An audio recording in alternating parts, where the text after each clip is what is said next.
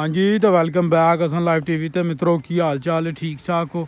लो जी finally को तकरीबन को 3 सालों बाद जी ना ए पुल की भी सुनी गई है। ये पुल जोड़ा वे ना साहब के नाल बंदे ने तो इतने उन्होंने ड्यूटी है तो वो कह रहे सन कि पुल जो ना अल्लाह के हुक्म के नाल कोई वड्डी ईद फौरी बाद जो ना वो ओपन करन दी ही जी ने सलाह बनाई है। तो ये नवीं नहर का दूसरा पुल जोड़ा वे ना वो अल्लाह के हुक्म के नाल रेडी हो गया वे, तैयार हो गया वे। तो नहर भी जी है वो चल पई है। नहर पहला चली सी ते फिर बंद हो गई सी तो हुण जिहड़ा नहर है वो फिर चल पई है। तो पुल अल्लाह के हुक्म के नाल बिल्कुल आखिरी मराहल ते खलोता वे। 2 ब्लाक रह गए ने, 2 ब्लाक रख के जिस तरह पिछू लेंटर पे आवे उस तरह ही सारा का सारा जिहड़ा लेंटर है वो पै जाना वे। तो इलाके वास्ते एक अच्छी खबर है कि यह जिहड़ा पुल है इत्थे डबल ट्रैफिक फॉर एग्जाम्पल उस पासों जे कोई चीज़ आउंदी सी तो वो सिर्फ एक ही गुजर सकती ही, सिंगल क्रॉसिंग तुसीं कह सकते हो बस वो हुंदी सी।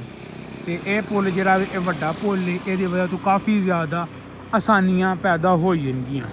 तो आओ असीं आप साहब को पूछने हैं कि आप साहब की कहना चाहोगे इस पुल के बारे च?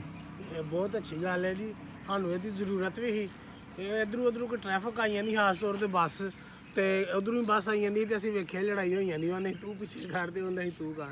तो हूँ असीं पुछया तो रोड जो माशाअल्लाह उत्थों तक बनेगा वो भी जोड़ा ना कंटिन्यू रहेगा पुल। तो यह भी जो अगू जाके उतों चढ़ेगा तो इधर उधर चढ़ेगा, काफ़ी खुला हो जाएगा। इतों इंज करके सीधा जाके तो जो दरखत दिस रहा ना काला किकर इनू ख़त्म कर दिता जाएगा। ये रोड ऐसे रोड के नाल अगू लिंक कर दिता जाएगा।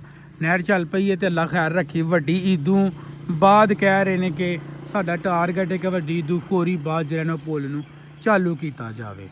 तो इंशाअल्लाह ये सारा का सारा रोड बन गया वे बेहतरीन आला किस्म का, बड़ा ही मटीरियल पैन दिया वे। तो ये इस पासे मैं तुहानू खावां तो मटीरियल है ये भी बहुत ज़्यादा पिया वे।